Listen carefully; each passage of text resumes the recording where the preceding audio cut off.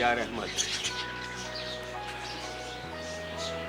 यार अब ये बच्चे तेरी अमानत है यार। बस अब मैं कल ही इनके पासपोर्ट बनवा दूंगा और फिक्र इसलिए ना कर कि मेरे भी तो बच्चे हैं, घबराता क्यों है यार? यार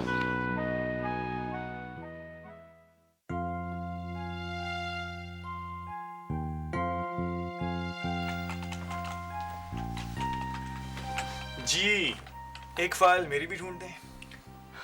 अस्सलाम वालेकुम। सदाफ, प्लीज। ये अस्सलाम वालेकुम, आदाब, ये फॉर्मेलिटीज बॉसेस के लिए होती हैं। How are you friend of yours? मैं आपकी क्या खिदमत कर सकती हूँ? तुम चाहो तो क्या नहीं कर सकती? जी, मैं समझी नहीं। अरे समझना नहीं है, तुम्हें तो सिर्फ करना है। समझने के लिए इतने सारे लोग जो अपॉइंट किए हुए हैं डैड ने। रिजवान साहब, बेहतर ये होगा कि जो भी काम है आप मुझे बता दें। Otherwise I think you wasting your time. हाँ नहीं, गुस्सा नहीं करना, गुस्सा नहीं करना। अब देखो, गुस्सा करते वक्त इंसान के जिस्म के 72 मसल्स काम कर रहे होते हैं, जबकि मुस्कुराते वक्त सिर्फ 14 मसल्स चलते हैं। ठीक है? और वैसे भी तुम मुस्कुराती हुए अच्छी लगती हो, इसलिए सिर्फ 14 मसल्स का इस्तेमाल करो। मेरा ख्याल है कि आपकी तबीयत ठीक नहीं है। बेहतर ये है कि आप किसी डॉक्टर के पास चले जाएं। तो डॉक्टर के पास ही तो आ रहा हूँ। रिजवान साहब, आप हद से गुजर रहे हैं। हद? हद क्या होती है? Anyway, मैं तुम्हारे पास आया था वो डैड की विल की कॉपी लेने के लिए। उनकी विल का मेरे पास क्या काम? आप उनके लॉयर से राब्ता करें। हाँ, तो लॉयर ने तुम्हारा ही तो पता दिया है। आई एम सॉरी रिजवान साहब, आपको शायद कोई गलत फहमी हुई है। वफादारी। Come on, Sadaf. I'm not asking you for a favor. Dad की विल की कॉपी चाहिए मुझे, वो मुझे दे दो, बाद में उनको बता देना। देखिए रिजवान साहब, अगर आपको कोई काम नहीं है तो मुझे जरूर है। आप उनके लॉयर से जाके बात करें। I hope you realize कि तुम किससे बात कर रही हो और किससे इनकार कर रही हो। बहुत अच्छी तरह जानती हूँ, इसलिए इनकार कर रही हूँ। तुम्हें तो मैं इस तरह देखूंगा सदफ, याद करोगी। जो खुद को नहीं देख सकता वो किसी दूसरे को क्या देखेगा? सदफ! रिजवान साहब, गुस्से में इंसान के 72 मसल्स काम करते हैं और मुस्कुराते हुए सिर्फ 14।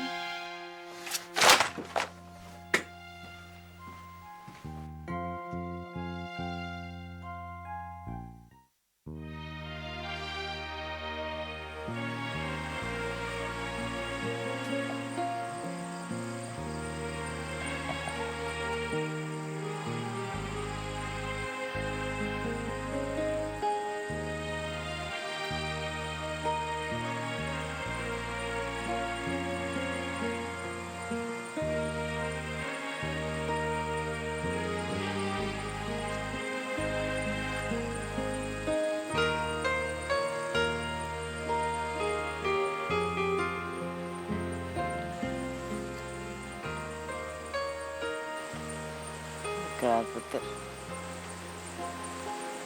कौन? अम्मा, मैं हूँ अहमद। क्या कर रहा है पुत्र? ना कर। वही जो मुझे हर लम्हे करना चाहिए था। तेरे पास वक्त ही कहाँ था? तो अपना सारा वक्त यहीं छोड़कर चला गया था पुत्र। अम्मा, कुछ लम्हों में जिंदगी छुपी होती है, सारी जिंदगी।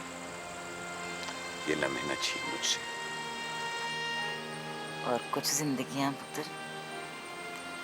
एक लम्हे में बंद हो जाती है। खैर बताए खैर पूछे, अचानक सब कुछ बदल जाता है। अम्मा, आप मुझे माफ नहीं कर सकते।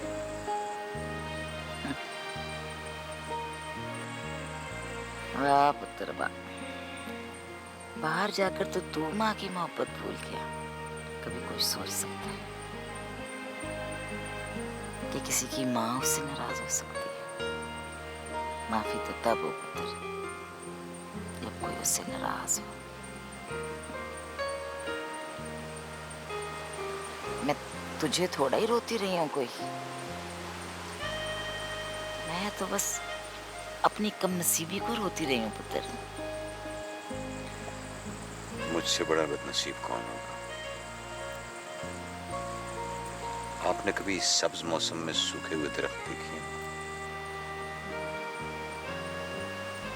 देखिए पुत्र, देखिए, इस घर में एक ऐसा पेड़ है जिसे ना टूटना आया ना बनना आया।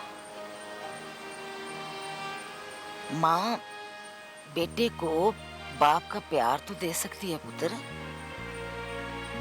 लेकिन बाप बन नहीं सकती।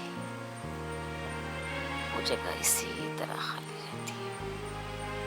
मुझे मालूम है।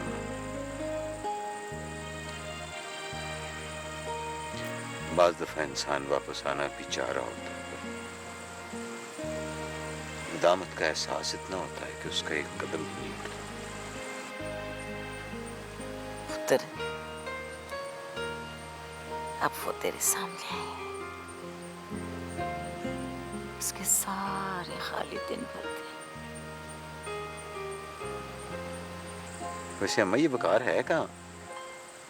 मुझे सुबह से नजर नहीं आया।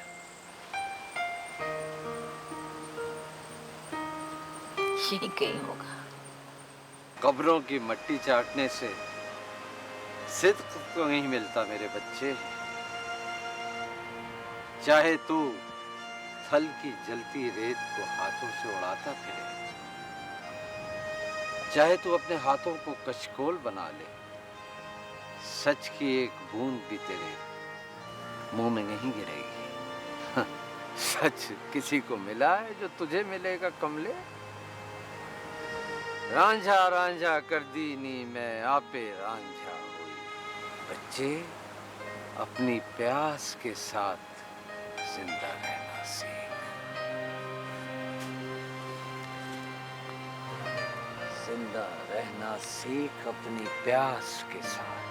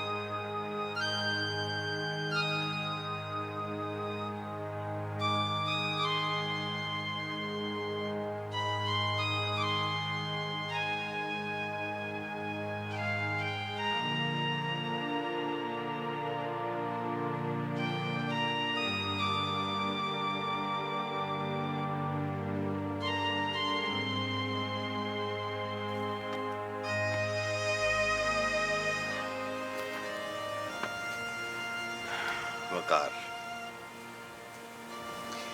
वकार तुम्हें मिलने के लिए हमेशा यहीं क्यों आना पड़ता है मुझे? पनाह तो किसी को भी बुरी नहीं लगती, और खास तौर पर जब सब कुछ अजनबी बन जाए तो फिर ये जरूरत बन जाती है। देखो बेटा, अपनी चीजें रास्ते में जब मिलें और जहां मिलें उठा लेनी चाहिए। इंसान तो तब उठाए जब उसे अपनी चीजों की पहचान हो। मुझे अंदाजा है कि वक्त और हालात ने हमें एक दूसरे से दूर रखा। वक्त और हालात को इल्जाम ना दे, सिर्फ आपने मुझे अपने आप से दूर रखा, इसलिए कि आपने अपने लिए एक और दुनिया बसा ली थी। ये किस तरह की बातें कर रहे हो तुम? ठीक कह रहा हूँ मैं। कौन है ये रिज और कुकी? ये मेरे उसी तरह के बच्चे हैं जिस तरह तुम। नहीं हूँ मैं आपका कुछ भी। यही सब कुछ है आपके।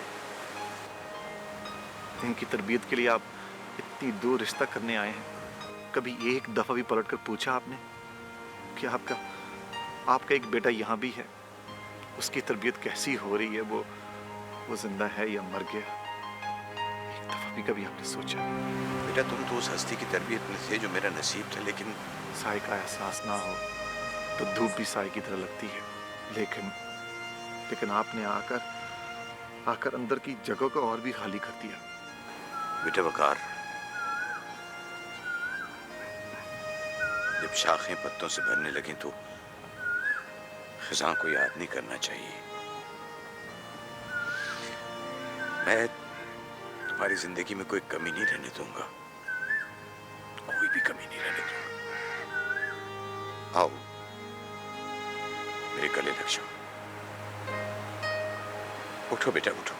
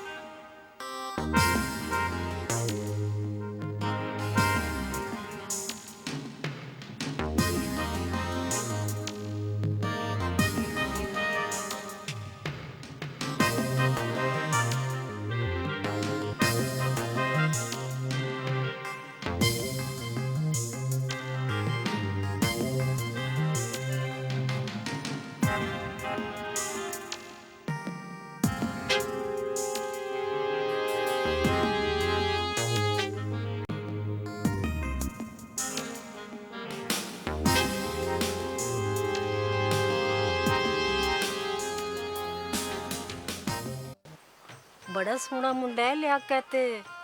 खैर से पूरी 10 जमाते पड़ा है शहर में, वहीं पे उसकी अच्छी खासी नौकरी भी है। हाय क्या बताऊं, ये जोड़ी बहुत अच्छी रहेगी। आप रब का नाम लेकर हाँ कर दे, बाकी फिक्र छोड़ दे। फिक्र कैसे छोड़ दूं मलका? सारे इलाके को पता है कि मैंने इसको कितने लाडों से पाला है। 2 साल की नन्ही सी जान थी जब इसकी माँ मरते हुए मेरी गोद में डाल के गई थी इसको। अरे मेरी तो सुबह ही इसके लाडों प्यार से शुरू होती है।